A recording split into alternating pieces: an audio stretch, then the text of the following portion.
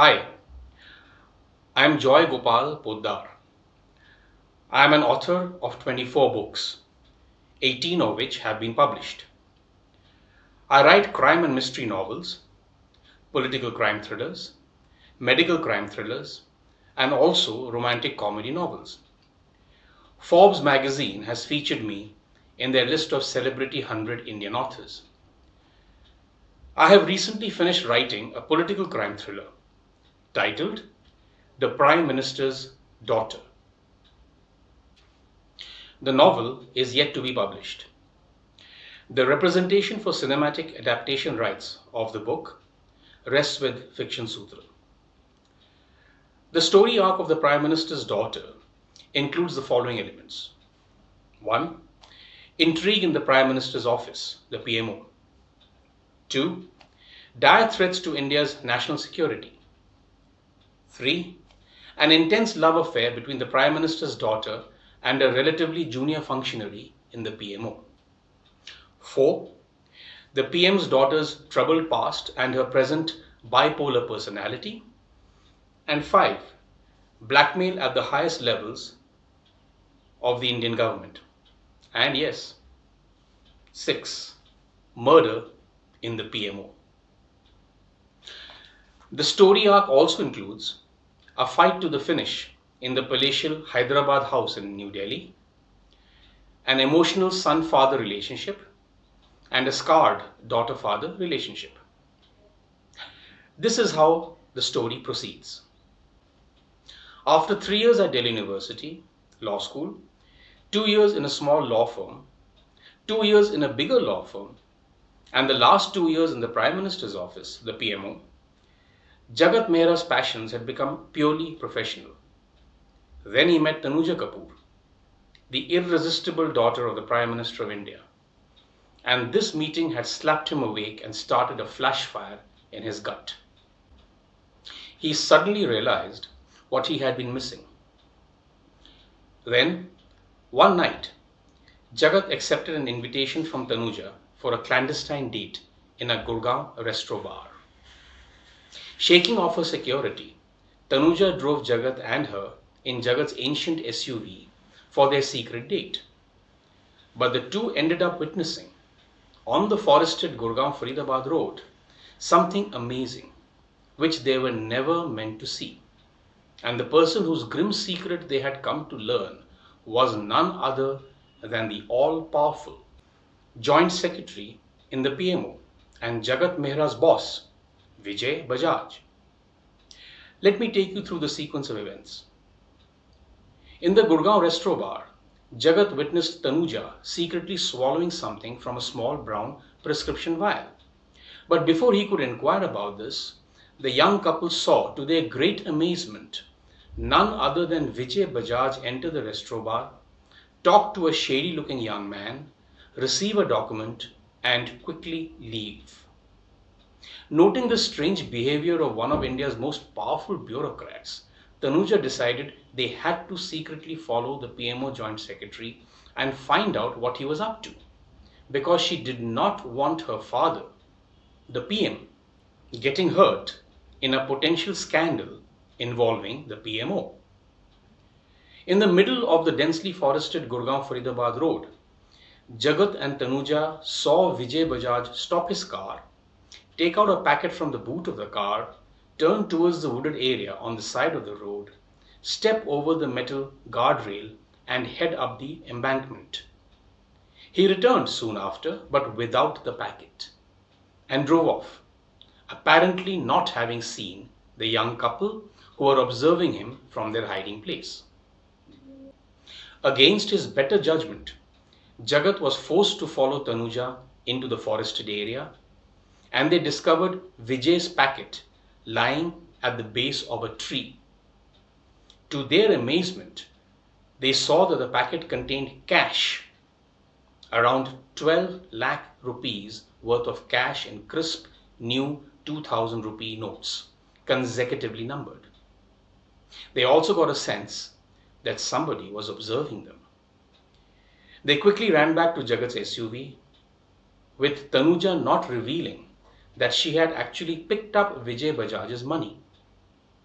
Jagat got to know this when they were stopped by a cop and a search of the SUV unearthed Vijay's packet.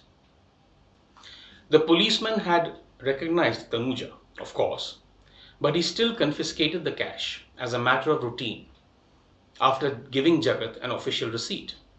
Pending investigation, why the couple was driving around in the middle of the night with so much cash and whether they were running away from a drug party that was being raided at that very moment at a nearby farmhouse. Later, Tanuja apologized to Jagat without explaining why the Prime Minister's daughter would need to steal cash. But Jagat's mind was by then engaged with more pressing matters. Who to report Vijay Bajaj to? It was a difficult decision to take because there was no certainty that Vijay's odd behavior amounted to any kind of crime or a national security risk. But the nighttime incident was odd and could not be ignored, considering the sensitive position Vijay Bajaj occupied. An investigation was clearly required. After a discussion with Tanuja, Jagat decided to go with his story to Madhumita Das, officer on special duty, OSD, at the PMO. She was in charge of personnel, administration, and legal matters at the PMO. To his great shock, however, Jagat discovered that Madhumita did not believe him. Why? Why did Madhumita not believe Jagat? Because, as she told Jagat, barely 15 minutes before Jagat met her, Vijay Bajaj himself had been in Madhumita's room, telling her the same story, but that in Vijay's version, it was Jagat who had placed the money under the tree. A very angry Jagat stormed out of Madhumita's office.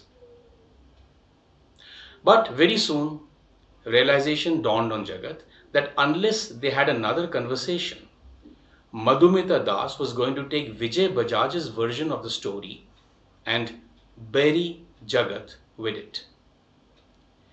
Feeling self-preservation surpass anger, Jagat got up and headed out of his own room. Reaching Madhumita's office, he grabbed the doorknob without knocking. He was in such a hurry to go in and explain himself. He then came to a train-wrecking halt.